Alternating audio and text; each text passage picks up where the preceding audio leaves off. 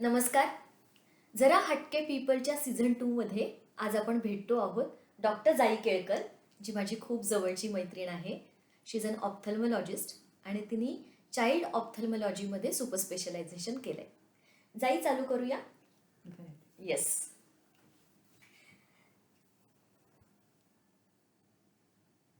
तिथे करेलचा पप्पाच कारण मी इथे चालू नव्हतं केलं. जाई, तुझे वडील सिव्हिल इंजिनियर आणि तुझी आई शिक्षिका असं असताना आणि तू ज्या काळात डॉक्टर झालीस तेव्हा परत घेते, चुकलो. फारच इतका पण जुना नाही म्हणजे. हो, त्यावेळेला तसंच होतं, इंजिनियर किंवा डॉक्टर हेच व्हायचं आपण. जाई, तुझे वडील सिव्हिल इंजिनियर आणि तुझी आई शिक्षिका. मग तुझ्या घरात कोणी फॅमिलीमध्ये डॉक्टर होतं म्हणून तू ठरवलंस का तुला लहानपणापासूनच डॉक्टर व्हायचं होतं? खरं हा प्रश्न मला खूप वेळा विचारला जातो. माझे शाळेतले जे मित्रमैत्रिणी आहेत त्यांना अगदी आश्चर्य वाटतं की तू डॉक्टर कशी काय झालीस. कारण आता लुकिंग बॅक मला असं जाणवतं की शाळेमध्ये मी एवढा अभ्यासाचा खरंच लोड घेतला नव्हता. 9वी पर्यंत तर आईला टेन्शनही होतं की कसं होणार पुढे. रोज घरी वाद व्हायचे, तेच म्हणायचं. पण लक्षात यायला लागलं की नाही, आपल्याला शिक्षणाशिवाय आपलं शिक्षण हेच आपलं शस्त्र आहे. त्यामुळे आता तरी कधीतरी आपल्याला आपलं विषयाला आता फोकस द्यायला पाहिजे. आणि तेव्हा ठरवलं की 10वीत असं मी ठरवलं की मला लँग्वेजेस आणि हिस्ट्री याच्यामध्ये इंटरेस्ट होता. ओके. की जर आपल्याला आणि ज्या वेळेला मी 10वी 12वी दिली त्यावेळेला असं होतं की जर मार्क चांगले मिळाले तर सायन्सला ऍडमिशन मिळायची. आता तसं झालं नाही, आता आर्ट्सला हाय मिळतं. तर चांगले मिळाले तर सायन्स घ्यायचं, नाही मिळाले तर मग आपलं जे आपल्याला आवडतं म्हणजे इंग्लिश लिटरेचर आणि हिस्ट्री याच्यामध्ये मला सहज आवडलं असतं शिक्षण. पण 10वीत केला अभ्यास, मिळाले मार्क. मग म्हणलं एस पी कॉलेजमध्ये मग सायन्सला ऍडमिशन मिळाली. ओके. मग म्हणलं की आता सायन्सला मिळाली तर परत त्यात इंजिनियर का डॉक्टर हे दोन आपल्या वेळेला खूपच ब्रँचेस आणि हेच असायचं, हेच करायचं. तर आता मॅथ्स तर काही फारसं नव्हतं माझं, नॉट अ स्ट्रॉंग पॉईंट. तर पण बॉटनी आवडायचं आणि छोट्या छोट्या हाताच्या काही गोष्टी, मी आता घराचं काही रिपेअर करायचं आहे किंवा काही घड्याळाचे रिपेअर, हे सगळं मला खूप आवडायचं. लहानपणी मी कुठली चप्पल तुटली की चांभाराकडे जायचं काम माझं असायचं. मग ते चांभार इतकं बारीक बारीक जे शिवतात इतकं सिमलेसली की ते तुटलाय का नाही पण कळत नाही, ते मला खूप फॅसिनेटिंग वाटायचं. अमेझिंग. तर त्यामुळे मला असं वाटायचं की काहीतरी आपण पण जे आपल्याला हाताने काहीतरी करता येईल अशी एक ब्रँच पाहिजे. मग ॲक्च्युअली मग मेडिसिनचा विचार केला आणि त्याच्यासोबत surgical. Yes. So surgery was one of the options, right? Surgery घ्यायचं. आणि आई वडिलांकडनं पण प्रोत्साहन होतं. म्हणजे बाबांनी आणि आईनी अतिशय कष्ट घेतले. एकदा मी म्हणलं मला डॉक्टर व्हायचं, तर माझं ते स्वप्न पूर्ण करायला फक्त मी नाही आहे जबाबदार, त्या दोघांच्या पाठिंब्याशिवाय झालीच नसतं. बरोबर.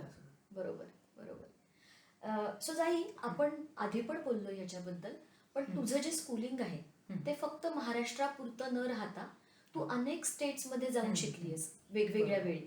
सो तो ओव्हरऑल एक्सपिरियन्स कसा होता? आणि तू जे म्हणालीस की तू 9वी नंतर खरं डिसिजन मेकिंग तुझं झालं की तुला डॉक्टर व्हायचं किंवा या फील्डमध्ये काहीतरी करायचंय, तर या डिसिजन मेकिंगला या सगळ्या फिरण्याचा आणि त्याच्या ओव्हरऑल एक्सपिरियन्सचा फायदा झाला का? म्हणजे आता लुकिंग बॅक मे बी नक्कीच झालं असेल. कारण का जेव्हा 1ली 2रीपर्यंत महाराष्ट्रात पुण्यामध्ये कर्नाटक हायस्कूलमध्ये मी होते आणि त्याच्यानंतर बाबा एफकॉन्समध्ये होते कामाला, इंजिनियर म्हणून. तर त्यांची सारखी ट्रान्सफर व्हायची. मग सारखं मला आजीकडे ठेवायचं, मग आई बाबा लांब असणार असल्यापेक्षा मग नंतर मला पण ते घेऊन जायचं. तेव्हा माझं गुजरातमध्ये, देहराडूनमध्ये, कलकत्त्यामध्ये बऱ्याच ठिकाणी स्कूलिंग झालं. पण त्याच्यामुळे एक झालं, वेगवेगळी लोक भेटायला भेटली वेगवेगळे. त्यामुळे म्हणजे कसं वेगळ्या ठिकाणी आपण गेल्यावर की त्याप्रमाणे कसं अडॅप्ट व्हायचं हे लहानपणी कळलं.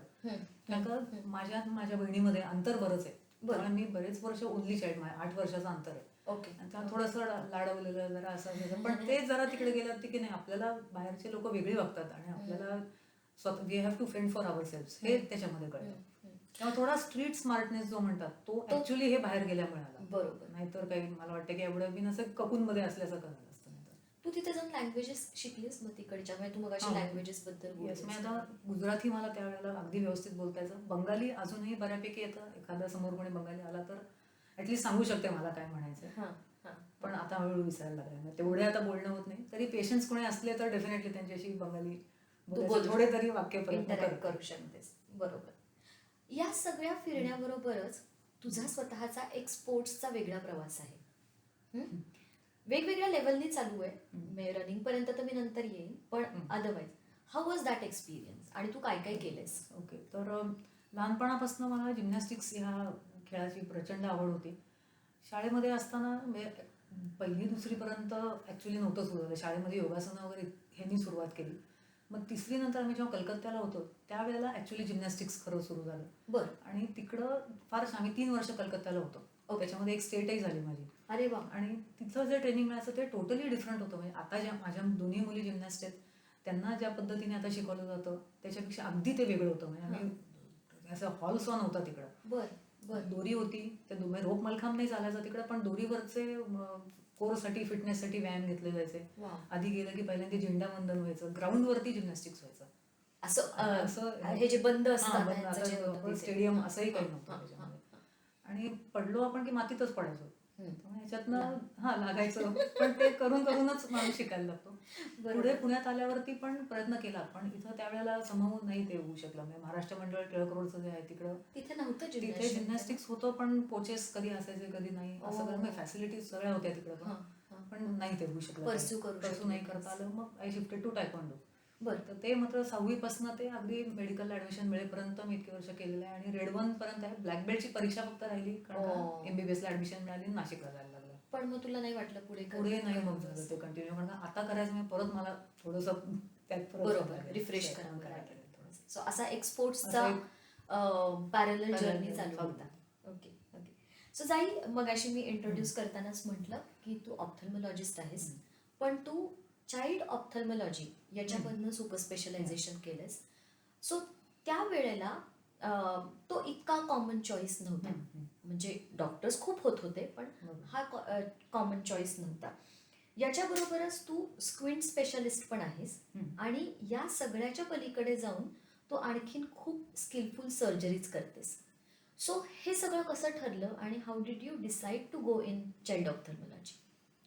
एकदा ऑप्थल्मॉलॉजिस्ट झाल्यावरती आपण जेव्हा करत असतो, करिक्युलम चालू असतो, आपल्याला आयडिया यायला लागते की आपल्याला कुठला पार्ट आवडतोय त्यातला. तर तिरळेपणा आणि लहान मुलांची समूह असं मला लक्षात आलं की माझं इंटरॅक्शन होत आहे मुलांची. अगदी म्हणजे मुलं मला बघून घाबरून जात नाहीयेत किंवा जास्ती रडायला लागत नाहीत, आणि हँडल करता येत आहे त्यांना. मग मला वाटेल की पिडियाट्रिक ऑप्थल्मॉलॉजी तेव्हा त्या काळामध्ये बऱ्यापैकी इमर्जिंग ब्रँच होती. फॉर्च्युनेटली बेल्जियममध्ये ह्या फेलोशिपसाठी अप्लाय केलं होतं, तर ते सुद्धा फेलोशिप मिळाली. मग म्हटलं आता जर मिळतीच आहे तर आपण माईट एज वेल हे आता परस्यू करायला पाहिजे. पण मग तू ते कसं शोधलंस? म्हणजे गुगल आणि हे सगळं इतकं कॉमन नाही, नव्हतं. इंटरनॅशनल काउन्सिल ऑफ ऑप्थल्मॉलॉजी अशी म्हणून संस्था आहे, आणि ते फेलोशिप्स देतात. ओके. त्या फेलोशिपसाठी आम्ही अप्लाय केलं. आदित्यनी माझ्या मिस्टरांनी रेटिनासाठी केलं, आणि मी पिडियाट्रिक ऑप्थल्मॉलॉजी. आणि तिकडचे होस्ट इतके चांगले होते की त्यांनी आम्ही एकत्र नवरा बायको म्हणून केलेलं नव्हतं अप्लाय. तर ते म्हणजे तुमच्या आडनावांना वाटतंय की तुम्ही एकत्र आहात, तर तुम्हाला एकत्र यायचं असलं तर शेअर द फेलोशिप मनी, मग तुम्ही एकत्र आलात तरी मी तुम्हाला मग एकत्र जाऊ. मग आमची तर मोठी मुलगी सानिया 1 वर्षाची होती, मग हिला घेऊन जाऊ असं म्हणून तो हे झाला. आणि ते 6 महिने बेल्जियमचे म्हणजे आम्ही त्यात एकत्र शिकलो सुद्धा. आणि ऍक्च्युली सानियाची, माझी आणि आदित्यची अशी तिघांची एक वेगळंच एक बॉन्डिंग निर्माण झालं. म्हणजे प्रॉब्ली इकडे इतके आपण बिझी असतो की झालं नसतं तसं. बरोबर आहे. सो तू त्या प्रश्नाकडे गेलीयस किंवा त्या गोष्टीकडे गेलीयस, म्हणून मी आता हे विचारतेय तुला की एक आई होणं म्हणजे शिकत असतानाच ओके सगळं सांभाळणं, आणि जसं आपण मगाशी बोललो की माहेर असं आहे की जिकडे नोकरी करणारे आई वडील आहेत, तिकडनं तू अशा सासरी आलीस की जिकडे व्यवसाय, हॉस्पिटल, या गोष्टींवरचा पूर्ण focus. So how was that shift overall? आणि आई झाल्यानंतर शिकणं सोपं नाही हे मला स्वतःलाही माहिती आहे. So how was that overall experience? पण एकदा मेडिसिनमध्ये आपण शिरलो की 2 ऑप्शन्स आपल्यासमोर. प्रायव्हेट प्रॅक्टिसमध्ये आपल्याला जायचं आहे का इन्स्टिट्यूशनल प्रॅक्टिस करायची. पण नॅशनल इन्स्टिट्यूट म्हणजे माझ्या सासऱ्यांनी बांधलेलं हॉस्पिटल आहे, तर ते तिथं जॉईन होणार हे वॉज नॅचरल प्रोग्रेशन. बरोबर. आणि माझे सासरे हे फक्त म्हणजे माझे सासरे नाही, ते माझे टीचर पण आहेत. आणि त्यांनी ज्या पद्धतीने त्यांनी नुसतं ऑप्थॅल्मिक मेडिसिन नाही, पण ऑप्थॅल्मिक सर्जरी सुद्धा त्यांनी शिकवलेली. बरं. आणि ते स्वतः एक अतिशय सुंदर सर्जन आहेत. म्हणजे one of the most skilled आणि फास्टेस्ट सर्जन्स त्यांच्या वेळेचे. मी ते त्यांच्या 55व्या वर्षी नवीन टेक्निक आली होती, फेको इमल्सिफिकेशन, जी आता अगदी रुटीनली केली जाते. ॲट द एज ऑफ 55 ते ती नवीन टेक्निक शिकले. म्हणजे इतकं त्यांच्यात स्किल होतं, आणि अशा स्किल्ड माणसाकडनं शिकायला मिळालं. बरोबर. तर त्यामुळे दॅट वॉज म्हणजे देवाचीच कृपा असं म्हणता येईल. आणि येस, त्यामुळे NIOचा सपोर्ट असल्याने हेच होतं की आपल्याला NIO तर करायचंच आहे, पण ॲट द सेम टाइम आपल्याला बाहेर पण अटॅचमेंट्स पाहिजेत. आणि स्वतःचं काहीतरी एक काय म्हणता येईल, स्वतःची काहीतरी एक स्पेशालिटी. स्पेशालिटी पाहिजे, कारण का Basically. लोक बघणार माझ्या तुम्ही श्रीकांत केळकरांची सून, मग काहीतरी तरी त्या नावाला आपल्याला जगता आलं पाहिजे. बरोबर. हे आहे. आणि घरून सुद्धा म्हणजे आईबाबांचं पण तेच होतं की तू एवढ्या मोठ्या ह्याच्यात जॉईन होते, एवढ्या मोठ्या माणसाला तू जॉईन होतेस. सासूबाई ॲडमिनिस्ट्रेटर, त्यामुळे त्यांचंही वॉचफुल हे होतं, त्यांचंही अतिशय गायडन्स मिळालेलं आहे याच्यामध्ये. तर त्यामुळे जे काय तुला करायचं आहे ते एथिकली जसं त्यांनी सांगितलं त्याप्रमाणे. आणि जरी अगदी असं नाही झालं की की माझं व्यक्तीचं वेगळं नाव नाही झालं, तरी तुझ्यामुळे त्यांचं नाव खराब नाही व्हायला पाहिजे याची काळजी सुरुवातीची वर्ष घेतलीच पाहिजे. बरोबर, हे मात्र आई बाबांनी सांगितलं. बरोबर. सो तू आता डॉक्टर श्रीकांत केळकरांबद्दल बोललीस, ते तुला नाशिकला होते शिकवायला का नाही ते इथे आल्यानंतर? म्हणजे मी पोस्ट ग्रॅज्युएशन केएम हॉस्पिटलमध्ये केलं. पोस्ट ग्रॅज्युएशनला ते हेड ऑफ द डिपार्टमेंट होते, त्यामुळे ऑफ्थॅल्मॉलॉजी त्यांच्याकडनं शिकायला मिळालं. बरं. आणि इन्सिडेंटली ते माझे थर्ड इयरला एक्झामिनर म्हणून स्वतः आलेले होते, एक्सटर्नल एक्झामिनर. ओ, पण तेव्हा त्यांना मी नव्हते, तू माहिती नव्हतीस, मला ते फक्त आदित्यला माहिती होतीस. ओके. सो आतापर्यंत आपण तुझं एज्युकेशन आणि या सगळ्याबद्दल बोललो आणि कामाच्या अनुभवांबद्दल नाही बोललोय. सो तू जसं मगाशी सांगितलंस की सुपर स्पेशलायझेशन हे नंतर आलं, आधी MBBS झालं, मग ऑप्थॅल्मॉलॉजी झालं आणि मग सुपर स्पेशलायझेशन. या सगळ्या काळांमध्ये तुला खूप वेगवेगळ्या पद्धतीचे अनुभव आले असतील आणि you have a funny bone, so I know that for very sure. So मला तुझे असे काही सर्जरीज पण ऐकायला आवडतील ज्या तुला कायम लक्षात राहिल्या, आणि असे काही विनोदी किस्सेही ऐकायला आवडतील की यु नो जे मजेशीर असतील. नाही, खरं ॲक्च्युली विनोदी किस्से होतात, पण कधी कधी पेशंट्सना वाटतं आपल्या ॲट अवर कॉस्ट डॉक्टर हसत नाहीत ना, पण तसं नसतं. कधी की कधी ती सिच्युएशनच तशी निर्माण होते, एखादा प्रश्नच त्यांच्याकडनं असा विचारतो किंवा कधीतरी उत्तरच आपण असं गंमतशीर देतो, त्यामुळे ते होतं. पण आधी मी सांगते की ज्या चॅलेंजिंग केसेस ज्या केलेल्या आहेत, सगळ्यात पहिली प्रत्येकासाठी चॅलेंजिंग केस म्हणजे आपली पहिली केस. पहिलं कॅटरॅक्ट सर्जरी करता आली की एकदा तो सगळे संपली की ओटीमध्ये आपल्या सगळ्या बरोबरचे पण लोक असतात आणि आम्ही सगळ्यांचं असं असायचं की संपली केस की टाळ्या वाजवायच्या आणि पहिलं कॅन्टीनमध्ये जायचं, प्रत्येकाला वडापावची ट्रीट, असं होतं, असं रिच्युअलच होतं. ते खूपच म्हणजे बिगिनर्स लक म्हणावं का काय, पण पहिली खूपच छान झाली. आणि मग त्याच्यानंतर ऑफकोर्स अप्स अँड डाऊन्स होत गेले, नवीन गोष्टी शिकताना कधी कधी प्रॉब्लेम्स आले. बरोबर. पण तेच चांगले सिनियर्स, चांगले कन्सल्टंट्स बरोबर असल्यामुळे त्या चुकांमधनं पण शिकता आलं खूप. आणि आता जे ज्युनियर्सना आम्ही ट्रेन करतो त्याच्यामध्ये आपल्याला लक्षात येतं, अरे आपणही असंच करायचं होतं, आता ही चूक ह्यांच्यामध्ये तरी होऊ द्यायची नाही. बरोबर. आणि तिरळेपणा हा असा विषय समजला जातो की खरं तर सिंपल आहे, आपल्याला समोर दिसतात डोळे सरळ वाकडे, पण आपल्या डोळ्याला टोटल 12 मसल्स असतात. बरं. आणि त्या 12 मसल्सचं एकमेकांची इंटरॅक्शन म्हणजे 6 एकमेकांची इंटरॅक्शन जर चुकलं तर मग त्या डोळ्यांची अलाइनमेंट राहत नाही. मग एक डोळा इकडे बघतोय, एक डोळा सरळ बघतोय, असं व्हायला लागतं. वर बघताना एक डोळा बाहेर जातोय, एक डोळा इकडे जातोय. तसं आता मध्ये जुनेद नावाच्या, ऑफकोर्स नेम चेंज, पण त्याचं सकाळमध्ये आलं होतं की त्या बिचाऱ्या माणसाचे दोन्ही डोळे, एक अतिशय रेअर कंडिशन आहे ज्याला स्ट्रॅबिस्मस फिक्सस असं म्हणतात, की स्ट्रॅबिस्मस म्हणजे स्क्विंट आणि फिक्सस म्हणजे फिक्स्ड. त्याचे डोळे हलतच नाहीत, त्याचा एक डोळा ह्या बाजूला आणि एक डोळा ह्या बाजूला. आणि त्यामुळे त्याला काय व्हायचं की त्याला असं सरळ बघून समोरचं दिसायचं नाही, त्याला मान पूर्णपैकी अशी करावी लागायची खाली, आणि एक पापणी त्याची खाली होती म्हणून थोडं असं पण वर करायला अँगल तेव्हा त्याच्या नेकला प्रॉब्लेम्स होते त्याला, थोडंसं मेंटल रिटार्डेशन पण त्याला होतं. आणि ह्याच्यात गरीबही होता तो माणूस, तेव्हा त्याला बरेच वर्ष हिंडला, पण कुठं त्याच्याबद्दल सर्जरी करायची का नाही करायची, कारण काही खूप ट्रिकी असतं. ते मसल्स इतके घट्ट, आपले नॉर्मली मसल्स इलॅस्टिक सारखे असतात, पण ह्याचा एखादं कॉर्ड वगैरे जशी असावी तसे त्याचे मसल्स होते. त्याच्यावरती शस्त्रक्रिया करायची म्हणजे एक अवघड गोष्ट अशी असते की इतके ते चिकटलेले असतात की ते करताना डोळा परफोरेट व्हायची पण भीती असते. बापरे. आम्ही म्हणजे डोळा ऍक्च्युली मसल जिकडं चिकटलेला असतो तो एरिया सगळ्यात वीक एरिया असतो, स्क्लेरा या आपल्या पांढऱ्या भागाचा. तर तिकडनं मसल कधी कधी आपल्याला म्हणजे ते मसल तिकडनं काढावं लागतं आणि नवीन जागी चिकटवावं लागतं, किंवा ते मसलची लेंथ ऑल्टर करावी लागते. अशी तिरळेपणाचं ऑपरेशन असतं. ते काढताना किंवा ते पुल करताना सुद्धा तो स्क्लेरा रप्चर होऊ शकतो, फाटू शकतो अशा याच्यामध्ये. म्हणजे काय इतका तो स्टिफनेस असतो आणि पेनफुल हे ऑफकोर्स असतं. तर ह्याचं आम्ही पूर्ण भुलीखालीच केलं होतं. आणि नॉर्मली आम्ही जे हे वापरतो, स्टिचेस वापरतो, त्या काही महिन्यांनी ऍब्सॉर्ब होतात, अतिशय नाजूक छान स्टिचेस. ह्याच्या बाबतीत आम्ही त्याच्या जे नेहमी वापरतो त्याच्यापेक्षा दोरखंड वापरले असं म्हणलं तरी चालेल. मग त्याचा हेतू असा होता की ते स्टिचेस विरघळायला नाही पाहिजे, त्या स्टिचेसच्या जोराने ते मसल तिथं राहणार आहे. पण तेव्हा ते आम्ही दोन्ही मसल्स खेचून आणले, आतला मसल रिलीज केला आणि त्यामुळे त्याला आता बऱ्यापैकी स्ट्रेट मान ठेवून त्याला आता बघता येतंय. सरळ झोपायला पण त्याची मान अशी राहिल्यामुळे पाठीच्या पण मसल्सला त्याला प्रॉब्लेम होता. तोही बऱ्याच प्रमाणात त्याचा स्पाझम रिलीव्ह झालाय. ते फार ग्रॅटिफाईंग होतं. म्हणजे नक्कीच नक्कीच. तो दरवेळेला येतो तेव्हा जेव्हा हसतो बघून तेव्हा ते कळतं की येस हे हास्य ही फक्त माझ्यासाठी. खरी पावती हे खरं आहे. ते. बरोबर, पैसा वगैरे तर आहेच. सो तू स्क्विंट बद्दल बोललीस आणि आपण चाइल्ड ऑप्थल्मॉलॉजी बद्दल बोलत होतो. तू आय केअर फॉर किड्स अशा नावाचं पुस्तक पण लिहिलंयस. चष्मा लागूच नाही असं एक आई वडिलांना वाटत असतं. बापरे, चष्मा मोठा स्टिग्मा असतो. म्हणजे माझी आई मला हे करायची, नाही तू नको जाऊसा डॉक्टरांकडे, चष्मा लागेल. सो हे जे सगळं आहे, तर तू काय सांगतेस पालकांना, किंवा तू कशा पद्धतीने शिक्षण देतेस असंच मला आता विचारावंसं वाटेल. खरं पुस्तकात पण पुस्तक लिहिण्याचा हेतू हाच होता की जेव्हा आई वडील यायचे मुलांना घेऊन आणि जे प्रश्न विचारायचे त्या प्रश्नातनच हे तयार झालेलं पुस्तक आहे. ते पुस्तक पूर्णपैकी क्वेश्चन आन्सर फॉर्म मध्येच आहे आणि सिम्पल क्वेश्चन्स आणि एक पॅराग्राफची आन्सर्स की कुणालाही वाचता यावं आणि लगेच डाऊट्स क्लिअर व्हावे. पण येस, जसं तू म्हणलीस तसं प्रचंड स्टिग्मा आहे. म्हणजे एखाद्याला चष्मा लागलाय म्हणलं की अरे बापरे आता कसं होणार, मग जाईल का, मग जेव्हा जाईल का, हे एक असतं. आणि नाही जात. चष्मा एकदा लागला की तो आयुष्यभराचा असतो. फक्त लेझरने तो चष्मा घालवता येतो.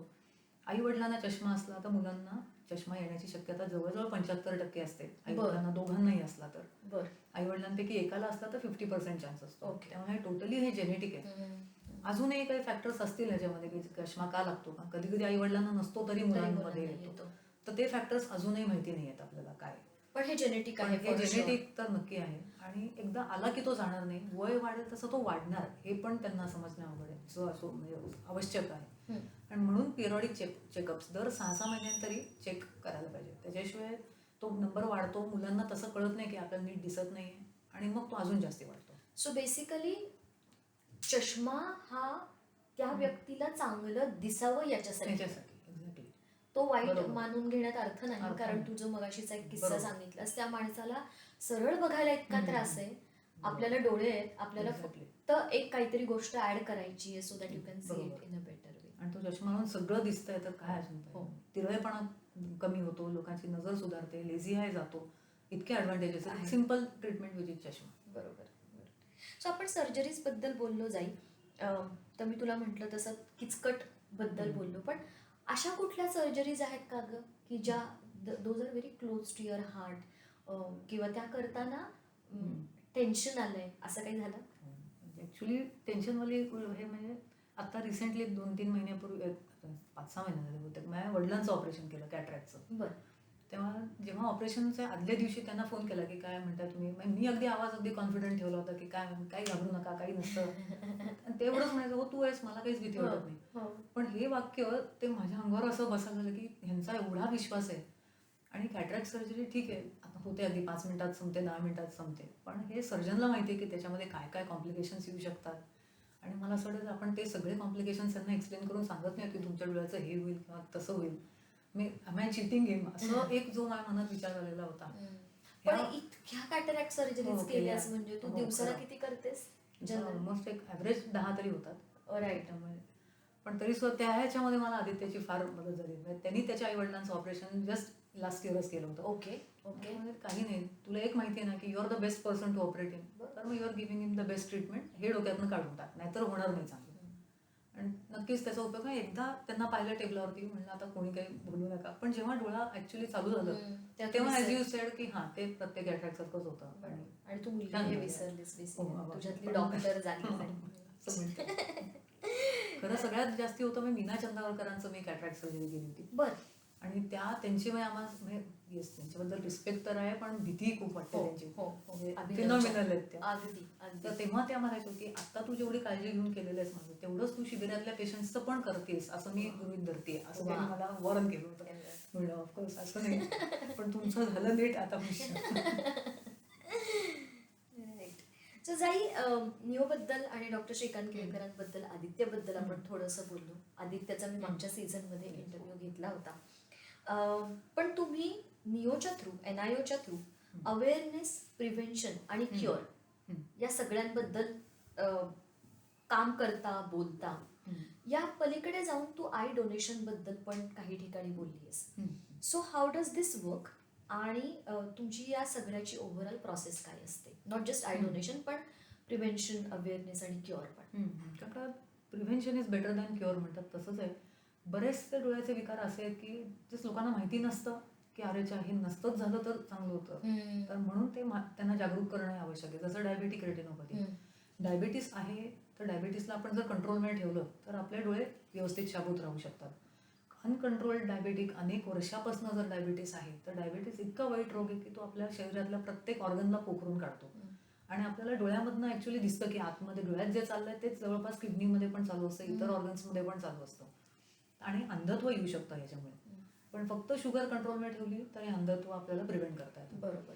तसंच काचबिंदू हा पण एक रोग आहे की ज्याच्यामध्ये दुखणार नाही तुम्हाला डोळा, काही होत नाही त्याच्यामध्ये. आणि जेव्हा अगदी एंड स्टेज येते की अगदी जसं की असं इमॅजिन करा की फुंकणीतनं बघितल्यावर आपल्याला केवढं छोटं फील्ड दिसेल, तसं ते हळूहळू फील्ड कन्स्ट्रिक्ट होत जातं. फील्ड म्हणजे काय, आपण डोळा जर एक बंद केला तर आपल्याला समोर बघताना आजूबाजूचं दिसत असतं, ते आपलं फील्ड ऑफ विजन आहे. बरोबर. ती फील्ड कन्स्ट्रिक्ट व्हायला लागतं, छोटं व्हायला लागतं. आणि ते खूप कमी झाले होईपर्यंत कळतच नाही, कारण का सेंट्रल विजन प्रिझर्व असते. तर हे सुद्धा जर रुटीन चेकअप केला तर लक्षात येऊ शकतं, तर कळतं आपल्याला की यांचं प्रेशर वाढलंय, ऑप्टिक नर्व्ह मध्ये काही चेंजेस दिसत आहेत. आणि हेही वेळेवर जर ट्रीट केलं तर कंट्रोलमध्ये ठेवता येतं. अच्छा. तसंच लहान मुलांच्या बाबतीत चष्म्याचा नंबर असतो, माहिती नसतं, त्यामुळे तो डोळा लेझी व्हायला लागतो, आळशी डोळा. हे होण्यापासून सुद्धा आपल्याला प्रिव्हेंट करता येतं, वेळेवर चष्मा देऊन, त्यांना त्याच्यासाठी व्यायाम देऊन. सो तू हे तुझ्या पुस्तकात कव्हर केलं? हे पुस्तकात कव्हर केलेलं. अमेझॉनवर आहे आणि पुस्तक अमेझॉन, पण कॉन्टिनेंटल प्रकाशन. कॉन्टिनेंटल प्रकाशनचं पुस्तक आहे, जरूर बघा तुम्हाला तुमच्या मुलांच्या डोळ्यांची काळजी घ्यायची असेल तर. सो जाई, आता इकडनं मी आता तुझ्या परत एकदा फिटनेसकडे जातीये. त्याचं रिझनही आहे की आपण एकत्र रन करतो, आपण मॅरेथॉन्स पळतो. तुझं एवढं बिझी शेड्यूल असताना पण यू मेक शुअर की तू तुझ्या फिटनेसकडे वेळ देतेस, ओके, तुझ्या फिटनेसला वेळ देतेस. अलॉंग विथ युअर फिटनेस तू तुझ्या मुलीच नाही तर तुझ्या सिम्बाच्या पण फिटनेसची काळजी घेतेस. तुझ्या कुत्रा, तर मी त्याला कुत्रा असं म्हणणार आहे कारण it's part of your family ना. सो हे तू इम्बाईब कसं केलंस मुलींमध्ये? म्हणजे आता तर त्यांनी प्रूव्ह केले, they are top level gymnasts, okay, in Pune. पण how did you imbibe that habit in them? वाटतं की तसं फार नाही अवघड झालं त्यांना करायला, कारण का दोघांनाही आम्हाला व्यायामाची आवड आहे. इनफॅक्ट आमच्या आईवडिलांनाही मी काही ना काहीतरी करत असतात, दोन्हीकडचे चालतात. माझ्या सासूबाई अतिशय सुंदर कथक डान्सर आहेत. सासरे शाळेत कॉलेजमध्ये असताना बास्केटबॉल खेळायचे. आणि आहे म्हणजे खेळाची आवड आहे. माझी आत्या नॅशनल लेवलला रनर होती, त्यामुळे सगळीकडनं मला वाटतं ते होतच त्यांच्यामध्ये. आणि जिम्नॅस्टिक्सची आवड मला तर तुला जे थोडंसं असं झालं की जे माझं पुढे जिम्नॅस्टिक्स करायचं स्वप्न पूर्ण नाही झालं, ते यांच्या दोघी थ्रू झालं कम्प्लीट. पण त्या तयार कशा झाल्या, तू ठरवलंस? म्हणजे रियाला तर म्हणजे धाकटी मुलगी तिने बघितलं होतं सानियाला करताना, आणि ते छोट्यांचं असतं जे ताई करते ते आपल्याला करायचं. तिला तर आवड काही म्हणजे वेगळं सांगावंच लागलं नाही. सानियाचं ठरत नव्हतं की स्विमिंग करायचं का ऍथलेटिक्स करायचं, पण खेळ तिलाही आवडायचे. ओके, स्विमिंग अतिशय सुंदर स्विमिंगही करते, ऍथलेटिक्सलाही जात होती, तेही आवडायचं. पण मग तिलाही लक्षात आलं की येस, जिम्नॅस्टिक्स मध्ये आपल्याला आहे फ्लेक्झिबिलिटी. आणि तिला एकदा आवडायला लागलं, मग ती एका ठिकाणी जायला लागल्यावर मग तिला घरी येऊन मग एकदा तो एलिमेंट शिकला की 10 वेळा घरी तेच करत राहायचं, सारखी कार्टवील, सारखी कमान, सारखा हँडस्टँड. मग रियाला वाटायचं मला पण हातावर उभं राहता आलं पाहिजे. त्यामुळे मग ते एकीला आलं, मग दुसरीलाही आलं. सो तू असं काही बसून शिकवलं नाहीस? नाही. आणि त्यांना जे कोच मिळाले आम्हाला, सविता ताई, तर बाकी सगळं म्हणजे त्यांच्या थँक्स टू बस. तू तुझं कसं काय फिटनेसचं रुटीन जमवतेस तुझ्या बिझनेस तुझ्या बिझी स्केड्यूलमध्ये? म्हणजे मेन हे की जर तुम्ही डॉक्टर आहात आणि तुम्ही फिट असलात तर तुम्ही रोग्याला बरं करू शकता. जर तुम्हीच अनफिट आहात तर कुठल्या तोंडाने तुम्ही त्यांना सांगणार की तुमची शुगर कंट्रोल करा किंवा फिट राहा. पण फिट बॉडीमध्येच फिट माइंड असू शकतं. आणि ॲक्च्युली ह्या ज्या सर्जरीज आम्ही करतो ते पण एक हाय परफॉर्मन्स ॲथलीट सारखंच ते समजलं जातं. त्यामुळे तिथंही परफॉर्म करायचं असलं तर तुमची with your mind have your body has to be fit. त्यामुळे ते सेकंड नेचरच आहे, त्यामुळे ते करावंच लागतं. आणि सिम्बासाठी तो आहे खरं तर लॅब्राडॉर आहे, आणि त्यांची वजन वाढायची टेंडन्सी असते, आणि तो अतिशय आळशी आहे, आणि त्याला जेव्हा मिळेल तेव्हा झोपायचं असतं. आणि त्यामुळे त्याच्या मागे लागावं. हा झोपला घेऊन जा. बरोबर. या सगळ्या बरोबरच तुम्ही, मी हा आदित्याला विचारला होता, पण why I want to focus more on this again is NIO vision marathon. So थोडंसं परत एकदा त्या कॉन्सेप्ट बद्दल आम्हाला सांग ना. तर त्याची ॲक्च्युली विजन मॅरेथॉन हे चालू करण्याची आयडिया हे झाली कारण का आम्ही दोघं पळायला चालू केलं. मग आम्हाला लक्षात आलं की एवढं इन्व्हॉल्वमेंट आहे याच्यामध्ये, एवढं run for a cause he गोष्ट त्याच्यामध्ये होऊ शकते की एवढी लोक एकत्र येत आहेत फिटनेसच्या नावाखाली, तर मग आपण ब्लाइंडनेसबद्दल हे प्रोपोगेट केलं पाहिजे. म्हणून ही मॅरेथॉन ॲक्च्युली सुरू झाली. आणि मग त्याच्यात आमच्याबरोबर म्हणजे ज्यांनी आम्हाला त्यांच्याबरोबर आम्ही हे करतो पार्टनरशिपमध्ये, निखिल शाह आणि अरविंद बिजवे, त्यांनी ही आयडिया केली की आपण ब्लाइंडनेससाठी जर आपण अवेअरनेस क्रिएट करतोय तर आपण एक ब्लाइंड फोल्ड रन पण घ्यायला लागू, ज्याच्यामध्ये एक व्यक्ती डोळ्यावरती पट्टी बांधून त्याचा बडी घेऊन जाणार बरोबर. थोड्या वेळ पट्टी आपण लावली आणि 10 पावलं चाललो की आपल्या लक्षात येतं की म्हणजे दिसणं हे किती इम्पॉर्टंट आहे. नक्कीच हे कळलं की मग आपल्या डोक्यात कुठेतरी स्ट्राईक होतं की नाही, ही गोष्ट आपल्याला प्रिझर्व करायची आहे. आणि ह्याच्याने That was a फार तो मोठा मेसेज लोकांपर्यंत, आणि आता पॉप्युलॅरिटी चांगली वाढायला लागली आहे त्या मॅरेथॉनची. आणि येस, आणि डेफिनेटली फरक पडतो की NIO म्हणलं की हा ब्लाइंडनेस असं कुठंतरी त्यांना आलं की एक रजिस्टर होतं. आणि बेसिकली त्याच्यामुळे चेकअप्स आणि या सगळ्या त्याचं गोष्टींकडे. So we are going Definitely. Again back to awareness.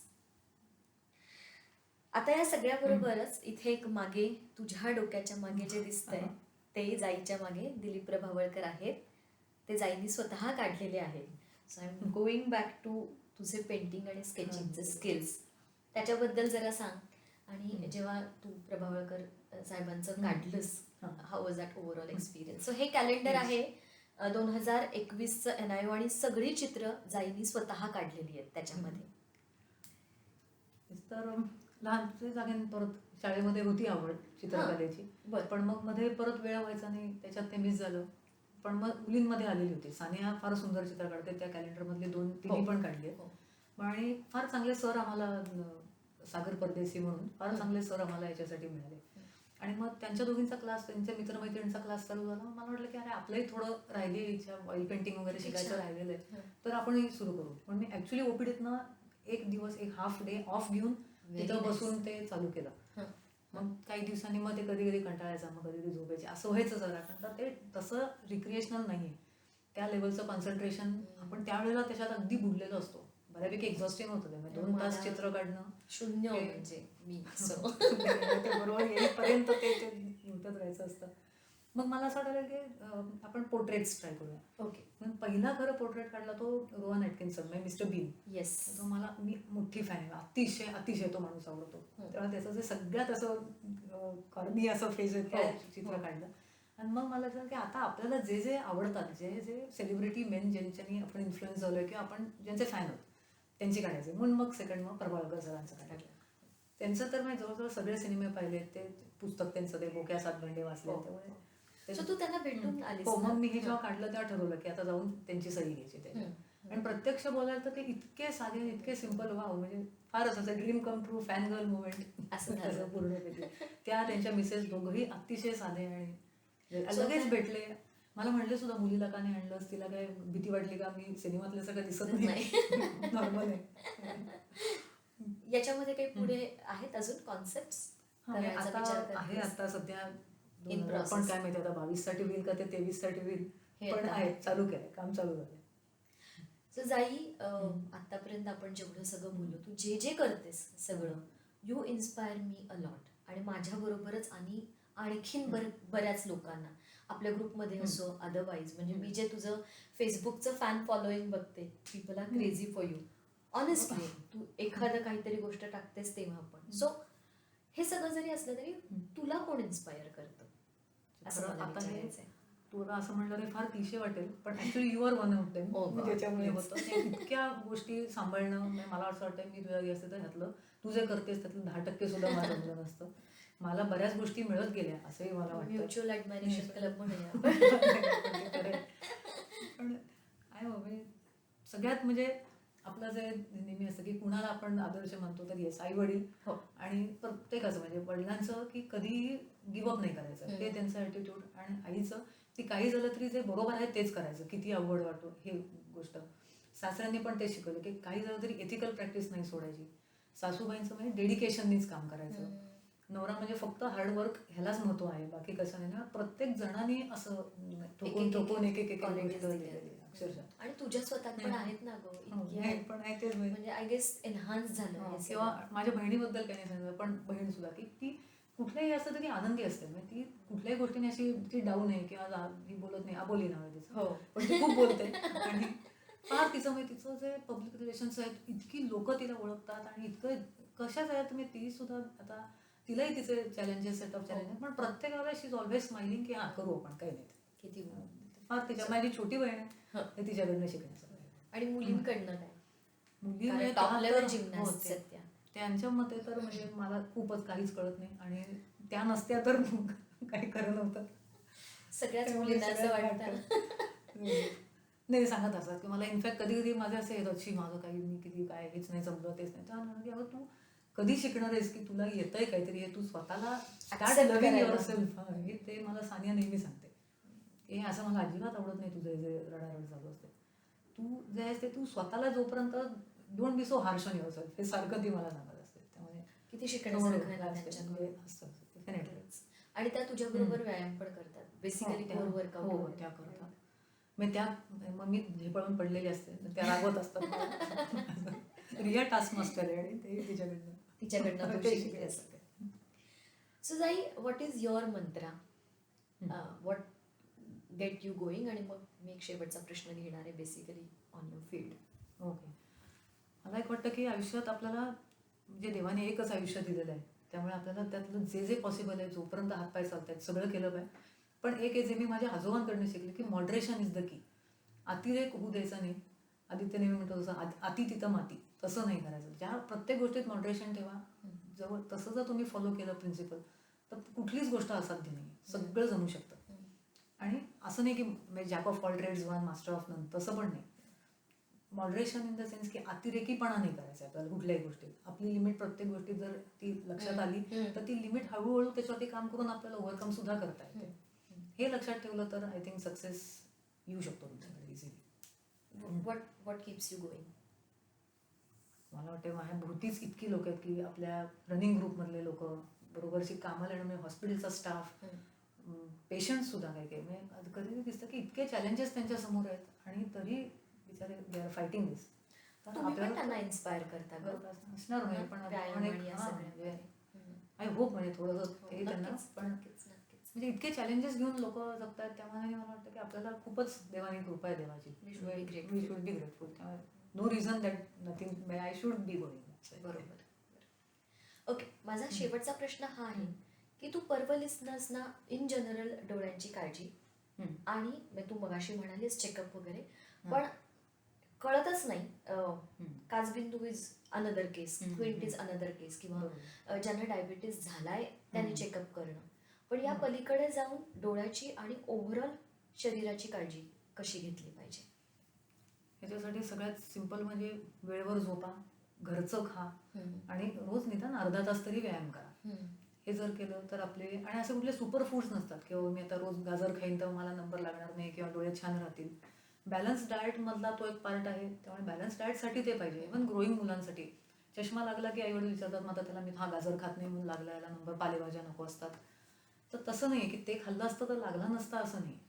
तर त्यामुळे आपले काळजी घेणं आता साधी एक गोष्ट असते लोकांना बेसिक हायजीन ह्याच्याकडे सो लक्ष डोळ्याच्या आत दिलं जात नाही. पापण्याच्या केसांमध्ये सुद्धा लोकांना कोंडा असतो तर ते ह्या छोट्या छोट्या गोष्टी येतात ह्याच्यासाठी तुम्हाला मग डॉक्टरकडे यायला लागतं हे नाही व्हायला पाहिजे अशी काळजी घ्या स्वतःकडे. सो तू बॅलन्स डाएट बद्दल एक बोललीस मला आता पुढचा प्रश्न आहे की आता मोबाईल मी तर सॉफ्टवेअर मध्ये असल्यामुळे पूर्ण वेळ कम्प्युटर टीव्ही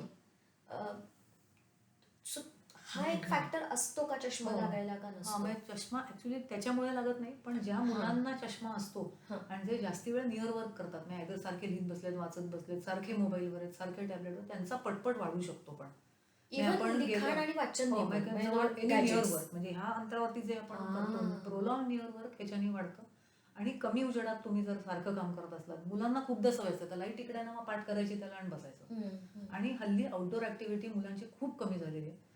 प्रत्येक मुलाला ज्यांना चष्मा आहे त्यांना हे रेकमेंडेड प्रिस्क्राईब द ट्रीटमेंट आहे की 45 मिनिट्स आउटडोर फिजिकल ऍक्टिव्हिटी त्यांची व्हायला पाहिजे. तरच ते इतका वेळ जो इंडोर घालवतात आणि त्याच्याने जो डोळ्यातील स्ट्रेन आणतात ते जेव्हा बाहेर जातात तेव्हा आपण जेव्हा लांब बघतो तेव्हा डोळ्यातले मसल्स आपले इंटरनल मसल्स रिलॅक्स होतात आणि तो इफेक्ट सगळा थोडा तरी ऑफसेट होऊ शकतो.